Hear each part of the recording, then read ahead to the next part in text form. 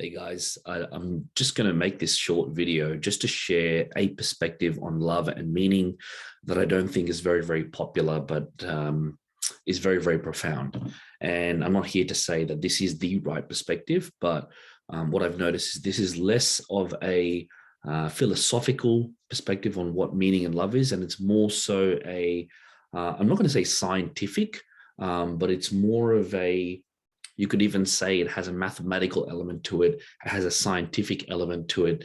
Yeah, I'd love to share it.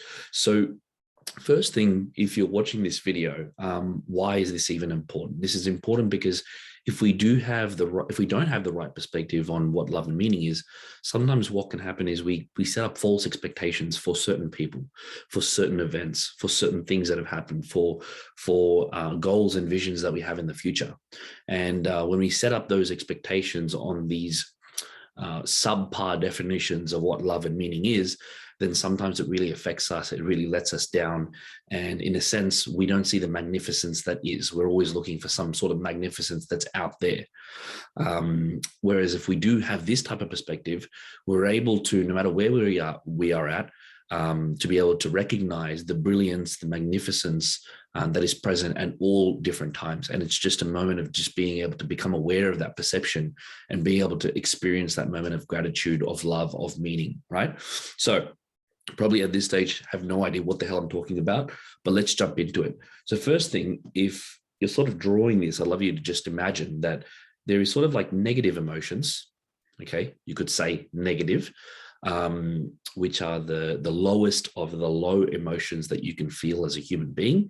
And there is also, you could say, positive, right? Which is the highest, the peak of the peaks of what a human being can actually feel in their body. Okay, so if we were to go with the negative, normally when I ask people in a workshop or in a presentation, I'll ask them, what is the most negative emotions that you could possibly have? They'll say things like depression. They'll say things like hate. They'll say things like, you might say sadness. I would say if we were to summarize what the lowest of the low into negative, I would summarize that into a resentment. Right? So you're resenting a person, a place, a thing, or even your own situation. Okay. And then if we were to go to the other side, normally I ask people, what is probably the most positive peak emotions you could possibly feel? And they would say love. And I would actually very much disagree with that. See, when you're overly high on emotions, you would normally be feeling, you could say things like, you might be feeling things like ecstasy. You might be feeling things like elation, right? Excitement, you could say, right? And I would sort of summarize that into infatuation. Right? Pardon my dyslexic spelling. Okay, so on this side, we've got the lowest of the lows, which is resentment. You're resenting where you're at. You're resenting a person, a place, or a thing. And over here, you're infatuated. You're high on emotions. You're elated. You're like, oh my God, you're just like a giddy girl, right?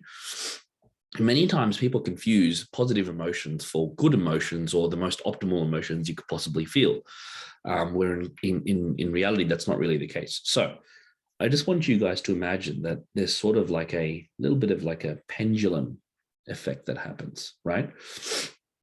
And sort of comes down like this.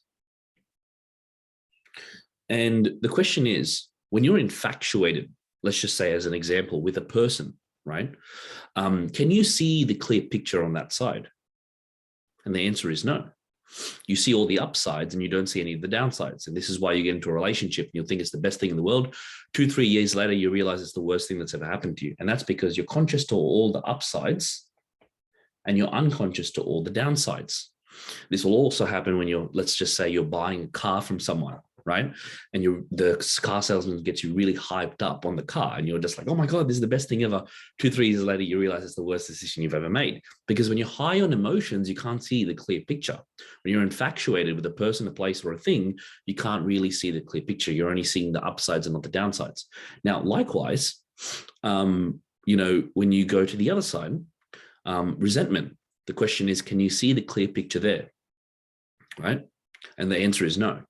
And this is why when you're really, really down and someone's trying to, sort of balance you out and say, come on, it's all right, you'll be fine. You're like, no, right? Because you're always seeing all the downsides and you're not seeing any of the upsides, right? And this is why people who are, let's just say, if you're really, really, you're having this moment of loneliness or sadness, right? And you'll say things like, no one loves me, my family doesn't, when all your family is there, they're looking after you, they're taking care of you, you're not aware, you're not able to see that because you're in a state of resentment. So all you see is you're conscious to all the downsides, you're unconscious to all the upsides, right? So there's a conscious and there's an unconscious split in each of those moments. You're not being able to see the magnificence or the beauty of both sides. So the question is this: many people confuse infatuation for love, right? But the question is, where can you see the clear picture? And the truth is, the clear picture, you can see it right dead in the middle. And I would call this moment love. Now, many people ask me, why would I call this moment love? Well, here's the thing, right? Have you ever, if you look at your wife or your spouse, your partner, right? There's a lot of good sides about them, yeah? But then you also want to strangle them sometimes, right? So you're conscious of all the good, you're conscious of the bad, but yet you love them. You look at a pet, they're beautiful, they have all these upsides, they're beautiful, they're cute, but at the same time, they have all these downsides, but regardless, why do you look after the pet? Because you love the pet, right? In marriage, what do you say? Do we say just, I'll be with you in health? No, we're conscious, we make a conscious decision to be with them in sickness and in health, right? If you love your business, think about this. There's a lot of things that you love to do in your business, but there's a lot of things that you don't love to do.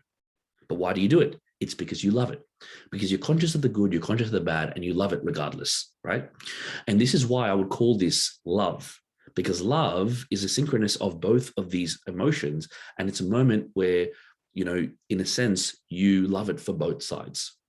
Okay. So love would be, in a sense, my perspective of what a balanced state would be. Okay. And,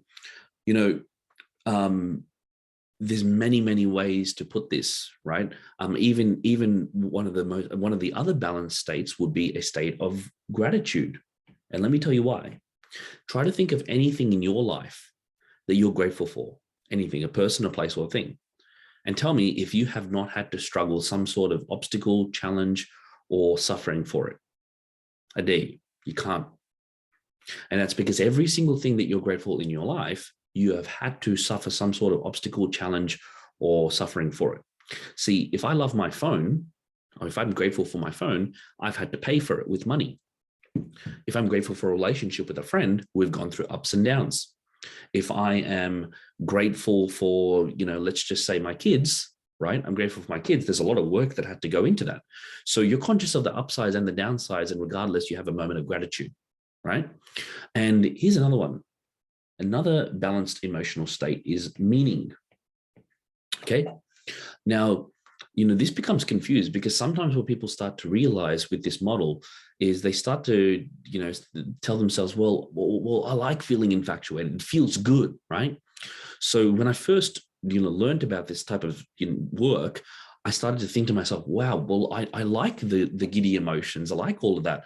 So I thought at the start that I can't feel those emotions. I can't feel good if I'm not in one of these swinging states, right? This pendulum of swinging states. And then I started to realize that was actually wrong. And I'll tell you why. There's a moment, if you watch the movie, there's a movie called Pursuit of Happiness, right? And it's a movie about Will Smith, who's the main character. He plays the main character. And he's a guy, it's a true story. And he is really, really poor, right? He's lost his job. He's looking after his one son. His wife has left him.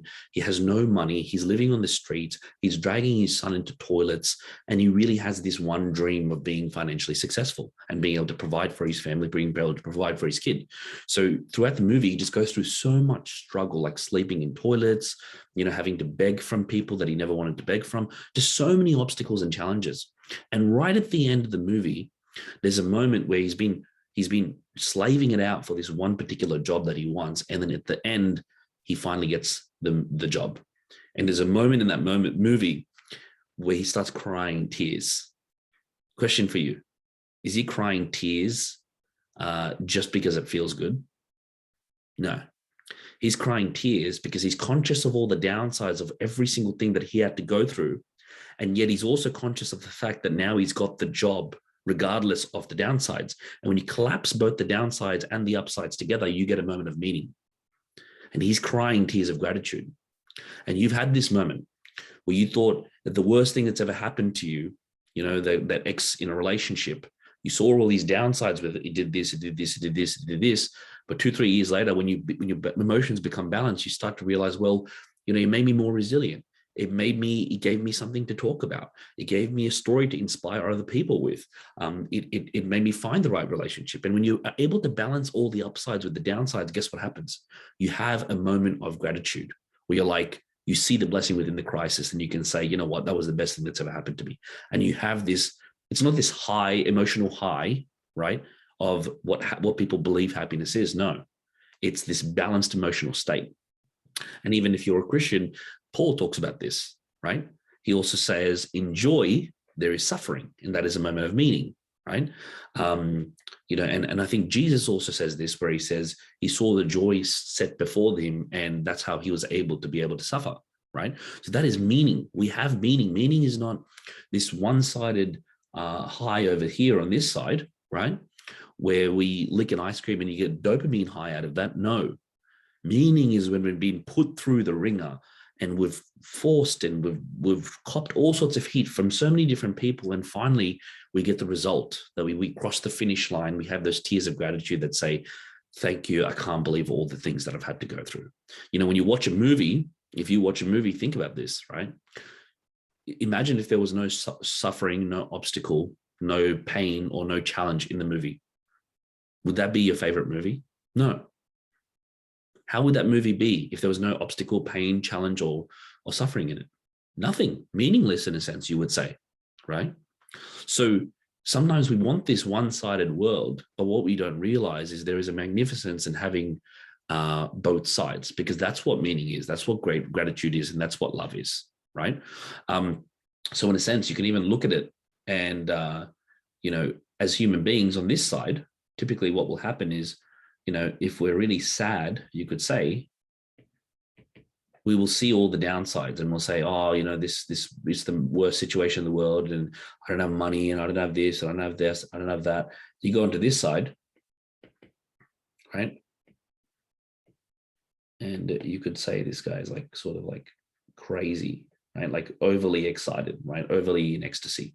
And this guy sees all these upsides, right? Both of them are disempowered because they don't actually see the truth.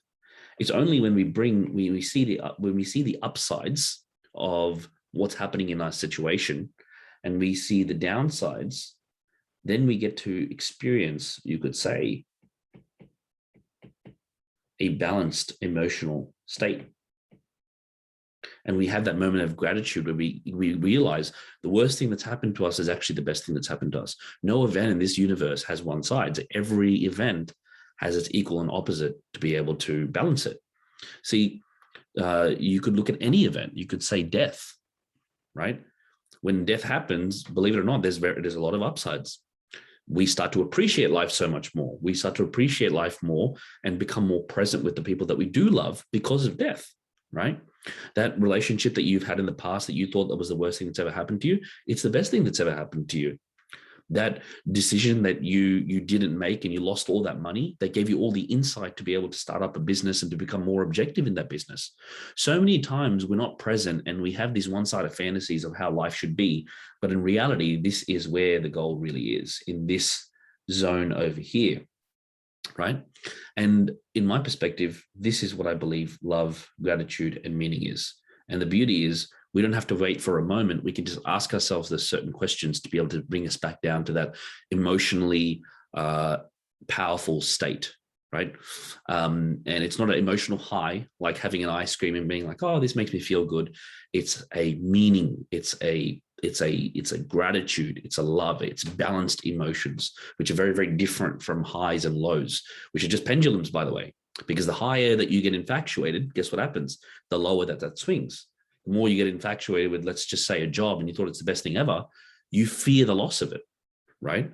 And that's essentially what fear is. Fear is not having that which we infatuate with. right? And that's why when you have a moment of love, when you see both sides, there's no fear, right? Because when you see the magnificence of what you currently have, there's no infatuation of, oh, I need this because I don't have, because there's no lack. There's already, I have what I have, and I don't need what is out there to be able to fulfill me, right? So anyway, there's many ways to go about this, but this is probably the definition of love, meaning, and gratitude that I think is very, very unbelievably profound. This is also why, movies make so much money, because of this place over here. But in reality, if you look at love, if you look at, a relationship, love really is when you can hold each other and be with each other through all different seasons of life. And that's what I really think love is. Anyway, I hope that was valuable, and I hope that sort of gives a very detailed explanation of what love and meaning is, and a new, fresh perspective of what it really is. Thank you. Have a good one. Bye.